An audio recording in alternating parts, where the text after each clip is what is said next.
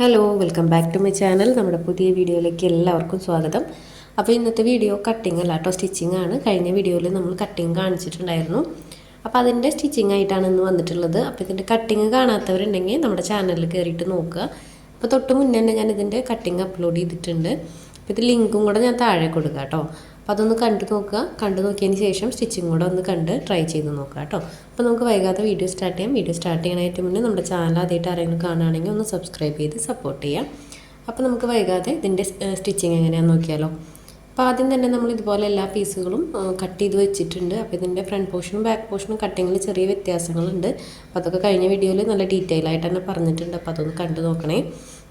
അപ്പോൾ ആദ്യം നമുക്ക് ഫ്രണ്ട് പോർഷൻ ഇതുപോലെ മെയിൻ ക്ലോത്തിന് മീതെ ലൈനിങ് വെച്ച് കൊടുത്തിട്ട് ആം ഹോൾ ഒഴികെ ബാക്കിയുള്ള ഭാഗങ്ങളൊക്കെ നമുക്ക് സ്റ്റിച്ച് ചെയ്തെടുക്കാം. അതായത് ആ ഒരു നെക്കും താഴത്തെ ആ ഒരു കർവും കൂടെ നമുക്ക് സ്റ്റിച്ച് ചെയ്തെടുക്കാം.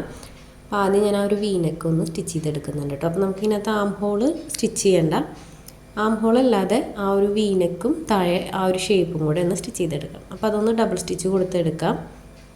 അപ്പോൾ ഇത് നമ്മൾ ലൈനിങ് വെച്ചിട്ടുള്ളത് മെയിൻ ക്ലോത്തിൻ്റെ നല്ല വശത്താണ് കേട്ടോ. അത് പ്രത്യേകം ശ്രദ്ധിക്കണം. മെയിൻ ക്ലോത്തിൻ്റെ നല്ല വശത്തിന് മീതെയാണ് നമ്മൾ ലൈനിങ് വെച്ച് കൊടുത്തിട്ടുള്ളത്.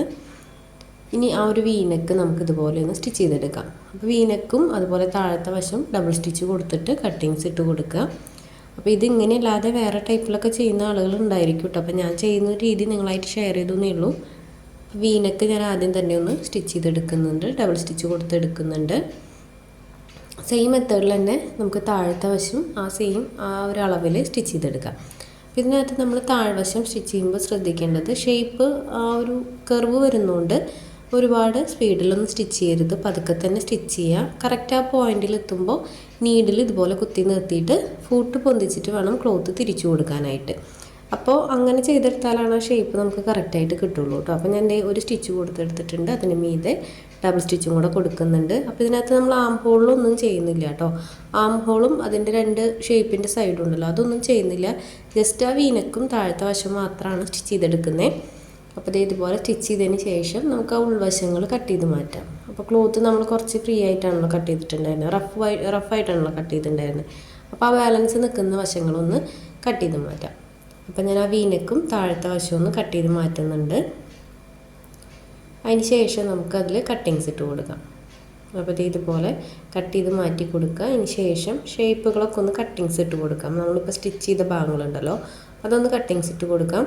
പാം ഹോളിൽ നിൽക്കുന്ന ആ ഒരു തുണി ഞാൻ കട്ട് ചെയ്ത് മാറ്റുന്നുണ്ട് കേട്ടോ. അതായത് നമ്മുടെ ആ ഒരു ലൈനിങ്ങിൻ്റെ ഷേപ്പിന് പുറമേ നിൽക്കുന്ന ഭാഗങ്ങളൊക്കെ ജസ്റ്റ് ഒന്ന് കട്ട് ചെയ്ത് മാറ്റുന്നുണ്ട്. ഇനി നമുക്ക് കട്ടിങ്സ് ഇട്ട് കൊടുക്കാം. നല്ല രീതിക്ക് തന്നെ കട്ടിങ്സ് ഇട്ട് കൊടുക്കുക. വീനെക്കിൽ ആ ഒരു താഴ്വശം മാത്രം കട്ടിങ്സ് ഇട്ട് കൊടുത്താലും മതി. അപ്പോൾ ഈ ഒരു ഷേപ്പ് വരുന്ന ഭാഗത്ത് നല്ലപോലെ കട്ടിങ്സ് ഇട്ട് കൊടുക്കണം. അപ്പോൾ രണ്ട് സൈഡിലേക്കും നല്ലപോലെ കട്ടിങ്സ് ഇട്ട് കൊടുക്കുന്നുണ്ട്. അതിന് ശേഷം നമുക്കത് മറച്ചിട്ടെടുക്കാം. അപ്പോൾ ഇതുപോലെ ഓപ്പൺ ചെയ്ത് പിടിക്കുക. അതിന് ശേഷം ഇതുപോലെ വീഡിയോയിൽ കാണുന്ന പോലെ മറച്ചെടുക്കുക. അപ്പോൾ ഇത് മറച്ചെടുത്തതിന് ശേഷം നല്ല രീതിക്കൊന്ന് അയൺ ചെയ്തെടുത്താൽ നല്ലതാണ് കേട്ടോ.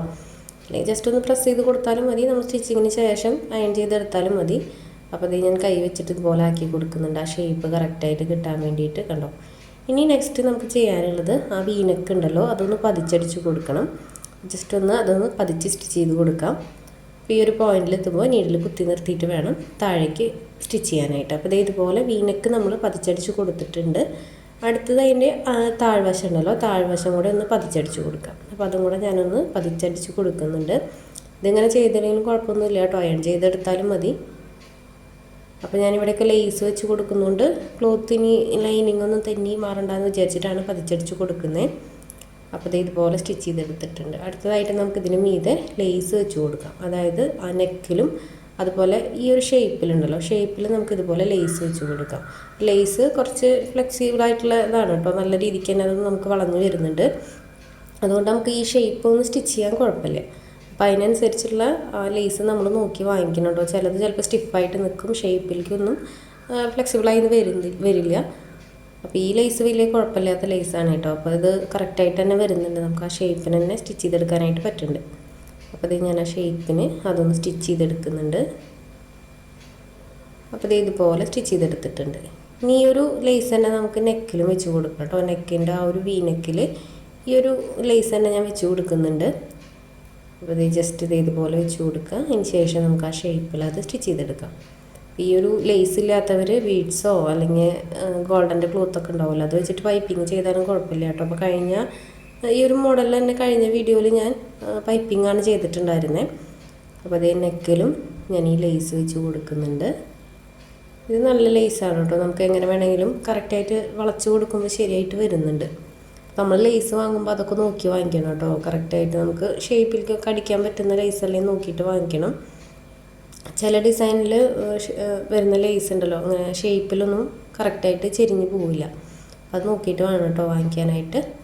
അപ്പോൾ ലേസിൽ ഞാൻ 2 സ്റ്റിച്ച് കൊടുക്കുന്നുണ്ട് നെക്കിൽ. അപ്പോൾ അത് ഇതുപോലെ സ്റ്റിച്ച് ചെയ്തെടുത്തിട്ടുണ്ട്. ഇതാണ് നമുക്ക് ഫ്രണ്ട് പോർഷനിൽ വരുന്നത് കേട്ടോ. ഫ്രണ്ട് പോർഷനിൽ നമ്മുടെ സ്റ്റിച്ചിങ് ഇത്രയേ ഉള്ളൂ. ഇനി അടുത്തതായിട്ട് നമുക്ക് ബാക്ക് പോർഷനിലാണ് സ്റ്റിച്ച് ചെയ്യാനുള്ളത്. അപ്പോൾ ബാക്ക് പോർഷനിൽ നമ്മൾ ബാക്കിൽ ആ ഒരു നെക്ക് ഉണ്ടല്ലോ അത് ഇതുപോലെ തന്നെ സ്റ്റിച്ച് ചെയ്തെടുക്കുക. അപ്പോൾ ഇത് നമ്മുടെ സ്റ്റിച്ചിങ് കഴിഞ്ഞിട്ടുണ്ട് കേട്ടോ, അത് മാറ്റി വയ്ക്കാം. ഇനി അടുത്തതായിട്ട് നമുക്ക് ബാക്ക് പോർഷൻ എടുക്കാം. ബാക്ക് പോർഷനിൽ ഈ ഒരു സെയിം മെത്തേഡിൽ തന്നെ നല്ല വശം മീതേക്കാക്കി വെച്ച് കൊടുക്കുക. അപ്പോൾ നമ്മൾ ടിഷ്യൂവിൻ്റെ മെറ്റീരിയൽ എടുത്തുകൊണ്ട് ഇതിന് ഫ്രണ്ടും ബാക്കൊന്നും ഇല്ല, സെയിം ആണല്ലോ 2 സൈഡും. അത് ഏതായാലും കുഴപ്പമില്ല. നിങ്ങളിനി ഫ്രണ്ടും ബാക്കൊക്കെ ഉള്ള മോശം നല്ല വശമൊക്കെ ഉള്ളതാണെങ്കിൽ നോക്കിയിട്ട് വേണം വെക്കാൻ. നല്ല വശത്ത് വേണം ലൈനിങ് വെച്ച് കൊടുക്കാനായിട്ട്. ഇനി ആ വീനെക്ക് ഇതുപോലെ സ്റ്റിച്ച് ചെയ്തെടുക്കാം. അപ്പോൾ ഇതിൽ നമ്മൾ വീനെക്ക് മാത്രമാണ് സ്റ്റിച്ച് ചെയ്യണത്, അടിവശം സ്റ്റിച്ച് ചെയ്യണില്ല. അപ്പോൾ വീനെക്ക് ഡബിൾ സ്റ്റിച്ച് കൊടുത്തെടുക്കുക. അതിന് ശേഷം നമുക്കതിൻ്റെ ഉൾവശം കട്ട് ചെയ്ത് മാറ്റാം. അപ്പോൾ ഇതുപോലെ സ്റ്റിച്ച് ചെയ്തെടുക്കുക. ഇനി ആ ഒരു വീനെക്ക് നമുക്ക് ഇതുപോലെ കട്ട് ചെയ്ത് മാറ്റാം കേട്ടോ. ആ ഒരു ഉൾവശം ഉണ്ടല്ലോ, ഉൾവശം ഇതുപോലെ ഒന്ന് കട്ട് ചെയ്ത് മാറ്റാം. അതുപോലെ തന്നെ ആംഹോളിൻ്റെ വശവും നിൽക്കുന്ന വശവും നമുക്ക് കട്ട് ചെയ്ത് മാറ്റണം. പിന്നെ ഈ കട്ടിങ്സ് ഇട്ട് കൊടുക്കണം കേട്ടോ, മറിച്ച് കൊടുക്കണമെങ്കിൽ മുന്നേ. അപ്പോൾ ഇതുപോലെ കട്ടിങ്സ് ഇട്ട് കൊടുത്തിട്ടുണ്ട്. ഇനി ഇത് മറിച്ചിട്ടെടുക്കാം. അപ്പോൾ ഞാൻ മറിച്ചിട്ടെടുത്തിട്ടുണ്ട്. ഈ ഒരു വശം നമ്മൾ പതിച്ചടിച്ച് കൊടുക്കുന്നില്ല, കാരണം ഷോൾഡർ ജോയിൻ്റ് ഇട്ടതിന് ശേഷമാണ് പതിച്ചടിച്ച് കൊടുക്കുന്നത്. ഇനി ആംഹോളിൻ്റെ വശങ്ങൾ നിൽക്കുന്നുണ്ടല്ലോ അത് വേണമെങ്കിൽ നമുക്കൊന്ന് കട്ട് ചെയ്ത് മാറ്റാം കേട്ടോ. ആ ഒരു ക്ലോത്ത് ഇതുപോലെ കട്ട് ചെയ്ത് മാറ്റുന്നുണ്ട്. അപ്പോൾ നമ്മൾ സ്ലീവ് വെച്ച് കൊടുക്കുന്നതുകൊണ്ട് ഈ ഒരു ആംഹോളിൻ്റെ വശം മറിച്ച് സ്റ്റിച്ച് ചെയ്യാനായിട്ട് പറ്റില്ല. അതായത് നമുക്ക് 2 ആംഹോളും ക്ലോസ് ചെയ്ത് കൊടുത്തതിന് ശേഷം ഷോൾഡർ മറിച്ചടിച്ച് കൊടുക്കാനായിട്ട് പറ്റില്ല, കാരണം സ്ലീവ് വെച്ച് കൊടുക്കുന്നുണ്ടല്ലോ. അപ്പോൾ അതുകൊണ്ട് നമുക്ക് ജസ്റ്റ് ഇതുപോലെ 2 സൈഡും ഒന്ന് കട്ട് ചെയ്ത് മാറ്റാം. ഇനി 2ൻ്റെ ഷോൾഡർ ജോയിൻ്റ് ഇട്ട് കൊടുക്കാം. ഇതുപോലെ വെച്ച് കൊടുക്കുക നെക്ക്, അതിന് ശേഷം ഷോൾഡർ ജോയിൻ്റ് ഇട്ട് കൊടുക്കാം. അപ്പോൾ ഷോൾഡർ നമ്മൾ നോർമലി ചെയ്യുന്ന പോലെ 2ൻ്റെയും നല്ല വശങ്ങൾ ചേർത്ത് വെച്ചിട്ട് ഒരു സൈഡിലെ ലൈനിങ് ഇതുപോലെ മറുവശത്തേക്ക് മറിച്ച് കൊടുക്കണം. അപ്പോൾ ഇതിനകത്ത് നമുക്ക് ബാക്ക് പോർഷനിലെ ലൈനിങ് ആണ് മറിച്ച് കൊടുക്കാനായിട്ട് പറ്റുക കേട്ടോ, കാരണം ഫ്രണ്ട് പോർഷനിൽ നമ്മൾ പതിച്ചടിച്ച് കൊടുത്തിട്ടുള്ളതുകൊണ്ട് ആ വശം മറിച്ചെടുക്കാനായിട്ട് പറ്റില്ല. അപ്പോൾ ഇതുപോലെ നമ്മൾ സ്റ്റിച്ച് ചെയ്തെടുക്കുന്നുണ്ട്, ഡബിൾ സ്റ്റിച്ച് കൊടുത്തെടുക്കുന്നുണ്ട് കേട്ടോ. അപ്പോൾ 2 പീസും ഇതുപോലെ നല്ല വശങ്ങൾ ചേർത്ത് വെച്ചിട്ട് ഒരു സൈഡിലെ ലൈനിങ് മറുവശത്തേക്ക് മറിച്ച് കൊടുക്കുക. അപ്പോൾ മറിച്ച് കൊടുക്കുമ്പോൾ നമ്മൾ ഏതെങ്കിലും വശം പതിച്ചടിച്ച് കൊടുത്തിട്ടുണ്ടെങ്കിൽ ആ വശത്തെ ലൈനിങ് മറിച്ച് കൊടുക്കരുത് കേട്ടോ. നമ്മൾ പതിച്ചടിച്ച് കൊടുക്കാത്ത വശത്തെ ലൈനിങ് വേണം മറിച്ച് കൊടുക്കാനായിട്ട്. അല്ലെങ്കിൽ നമ്മളത് സ്റ്റിച്ച് ചെയ്ത് വരുമ്പോൾ ഒരു എഡ്ജ് കുറച്ചിങ്ങനെ കയറി നിൽക്കും. അതായത് നെക്കിൻ്റെ ഉൾവശത്തേക്ക് ഏതെങ്കിലും ഫ്രണ്ട് പോർഷനോ ബാക്ക് പോർഷനോ ഇച്ചിരി കയറി നിൽക്കും. അപ്പോൾ അത് ചെയ്തിട്ട് അങ്ങനെ പറ്റിയിട്ടുള്ളവർക്ക് നമ്മൾ പറയണത് മനസ്സിലായിട്ടുണ്ടാവും. അപ്പോൾ ഇങ്ങനെ ചെയ്തില്ലെങ്കിൽ അങ്ങനെ ഒരു പ്രശ്നം വരും കേട്ടോ നമ്മുടെ നെക്കിൻ്റെ വശത്ത്. അപ്പോൾ ഇതുപോലെ സ്റ്റിച്ച് ചെയ്തെടുത്തിട്ടുണ്ട്. അപ്പോൾ ഇനി ബാക്ക് പോർഷനാണ് നമുക്ക് സ്റ്റിച്ച് ചെയ്യാനുള്ളത്. ബാക്ക് പോർഷനിൽ ഈ ഒരു ഓപ്പണിങ് ഇട്ട് കൊടുക്കാം, അതായത് ഹുക്ക് വെക്കാനുള്ള ഓപ്പണിങ് ഉണ്ടല്ലോ ആ ഒരു ഓപ്പണിങ് ഇട്ട് കൊടുക്കാം. ഒപ്പം തന്നെ നമുക്ക് സ്റ്റിച്ചും കൂടെ ചെയ്ത് കൊടുക്കാം കേട്ടോ. അതായത് ആ ഒരു ലൈനിങ്ങും മെയിൻ ക്ലോത്തും തമ്മിൽ ഒന്ന് ജോയിൻ്റ് ഇട്ട് കൊടുക്കുക. അതിന് ശേഷം നമുക്ക് വേറൊരു പീസ് വെച്ചിട്ട് ഹുക്ക് വെക്കാനുള്ള ഭാഗം മറിച്ചടിച്ച് കൊടുക്കാം. അപ്പോൾ ഇതുപോലെ സ്റ്റിച്ച് ചെയ്തെടുക്കുന്നുണ്ട്. ഇനി അടുത്തതായിട്ട് ഈ ഒരു വശം നമുക്ക് സ്റ്റിച്ച് ചെയ്തെടുക്കാം കേട്ടോ. ഇതുപോലെ ലൈനിങ്ങും മെയിൻ ക്ലോത്തും തമ്മിൽ ഒന്ന് കറക്റ്റാക്കി വെച്ച് കൊടുക്കുക. അതിന് ശേഷം അതിൻ്റെ അഡ്ജിലൂടെ ഒന്ന് സ്റ്റിച്ച് ചെയ്തെടുക്കുക. അടുത്തതായിട്ട് നമുക്ക് ഹുക്ക് വയ്ക്കുന്ന ഭാഗം സ്റ്റിച്ച് ചെയ്ത് കൊടുക്കാം. അപ്പോൾ ഹുക്ക് വയ്ക്കാനായിട്ട് സെയിം ക്ലോത്ത് തന്നെ ഉണ്ട് കേട്ടോ. അപ്പോൾ സെയിം ക്ലോത്ത് തന്നെയാണ് ഞാൻ എടുത്തിട്ടുള്ളത്, ടിഷ്യൂവിൻ്റെ മെറ്റീരിയൽ തന്നെയാണ് എടുത്തിട്ടുള്ളത്. അപ്പോൾ അത് ആദ്യം തന്നെ നമ്മൾ വെച്ച് കൊടുക്കുന്ന റൈറ്റ് സൈഡിലാണ്. റൈറ്റ് സൈഡിൽ ഈ ഒരു ക്ലോത്ത് സെൻറ്റർ ഫോൾഡ് കൊടുത്തിട്ട് ആ ഒരു ഹുക്ക് വെച്ച് കൊടുക്കുന്ന ഭാഗത്ത് ഇതുപോലെ സൈഡിൽ സ്റ്റിച്ച് ചെയ്ത് കൊടുക്കുന്നുണ്ട്. അതിൻ്റെ അരികിലൂടെ ഒന്ന് സ്റ്റിച്ച് ചെയ്ത് കൊടുക്കുന്നുണ്ട്. ഒപ്പം ഒരു 1 ഇഞ്ച് കൂടുതൽ ഇട്ടിട്ട് ഒന്ന് മടക്കി കൊടുത്തിട്ട് സ്റ്റിച്ച് ചെയ്തെടുക്കുന്നുണ്ട് കേട്ടോ. ഉള്ളിലേക്കല്ല ഞാൻ മടക്കി കൊടുക്കുന്നത്, പുറത്തേക്കാണ് കേട്ടോ മടക്കി കൊടുക്കുന്നത്. അത് ഈ ഒരു വീനക്ക് ആയതുകൊണ്ടാണ് അങ്ങനെ ചെയ്തെടുക്കുന്നത്. അപ്പോൾ ഇതുപോലെ ചെയ്തെടുത്തിട്ടുണ്ട്. ഇനി അത് നല്ല വശത്തു നിന്ന് മോശം വശത്തേക്ക് ഇതുപോലെ മടക്കി കൊടുക്കാം. മടക്കി കൊടുത്തതിന് ശേഷം നമുക്കതൊന്ന് സ്റ്റിച്ച് ചെയ്തെടുക്കാം. ഇതുപോലെ നമുക്ക് അടുത്ത സൈഡും ചെയ്തെടുക്കണം. അപ്പോൾ അടുത്ത സൈഡ് ചെയ്തെടുക്കുമ്പോൾ മോശം വശത്തു നിന്നാണ് കേട്ടോ നമ്മൾ സ്റ്റിച്ച് ചെയ്തെടുക്കേണ്ടത്. ഇതിപ്പോൾ നമ്മൾ നല്ല വശത്തു നിന്നാണല്ലോ ഉള്ളിലേക്ക് മടക്കി കൊടുത്തത്. അടുത്തതായിട്ട് നമ്മൾ മോശം വശത്തു നിന്നാണ് നല്ല വശത്തേക്ക് മടക്കി കൊടുക്കുന്നത്. അപ്പോൾ ആ ഒരു പീസ് ഇതുപോലെ നിവർത്തി വെച്ച് കൊടുക്കുന്നുണ്ട് അതിൻ്റെ അരികിൽ. അതിന് ശേഷം അതിൻ്റെ അരികിലൂടെ സ്റ്റിച്ച് ചെയ്ത് കൊടുക്കുക. അപ്പോൾ നേരത്തെ ചെയ്ത പോലെ തന്നെ അരയിഞ്ച് ക്ലോത്ത് ഇങ്ങനെ നീട്ടിയിട്ട് കൊടുത്തിട്ട് ആ ഒരു ക്ലോത്ത് ഉള്ളിലേക്ക് മടക്കി കൊടുത്തിട്ട് വേണം കേട്ടോ സ്റ്റിച്ച് ചെയ്യാനായിട്ട്. അപ്പോൾ ഇതുപോലെ തന്നെ സ്റ്റിച്ച് ചെയ്തെടുക്കുന്നുണ്ട്. ഇനി നമുക്കത് മോശം വശത്തുനിന്ന് നല്ല വശത്തേക്ക് കുറച്ച് വീതിക്കൊന്ന് മടക്കി കൊടുക്കാം കേട്ടോ. ഇതുപോലെ കുറച്ച് വീതിക്ക് മടക്കി കൊടുക്കുക, സ്റ്റിച്ച് ചെയ്തെടുക്കാം. ആ ഒരു വശത്ത് നമുക്ക് 2 സൈഡും ഒന്ന് പതിച്ചടിച്ച് കൊടുക്കാം. അപ്പോൾ ഇതുപോലെ സ്റ്റിച്ച് ചെയ്ത് കൊടുക്കുന്നുണ്ട്. അപ്പോൾ നമ്മളിവിടെ സ്റ്റിച്ച് ചെയ്തെടുത്തിട്ടുണ്ട് കേട്ടോ. ഇനി ആ ഒരു സൈഡും കൂടെ ഒന്ന് പതിച്ചടിച്ച് കൊടുക്കണം, അടുത്ത സൈഡും കൂടെ ഒന്ന് പതിച്ചടിച്ച് കൊടുക്കണം.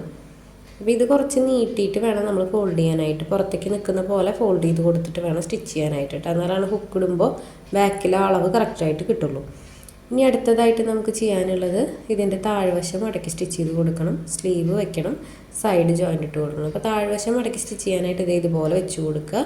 അളവൊന്ന് മാർക്ക് ചെയ്ത് കൊടുക്കുക. ഇതുപോലെ വെച്ച് കൊടുത്തിട്ട് അതിൻ്റെ അളവ്, അതായത് ഫ്രണ്ട് പോർഷൻ്റെ അളവുണ്ടല്ലോ, അതൊന്ന് ബാക്ക് പോർഷനിൽ ജസ്റ്റ് ഒന്ന് മാർക്ക് ചെയ്ത് കൊടുക്കുക. അതിന് ശേഷം ആ ഒരു മാർക്കിൽ വെച്ചിട്ട് വേണം നമ്മൾ ഫോൾഡ് ചെയ്ത് കൊടുക്കാനായിട്ട്.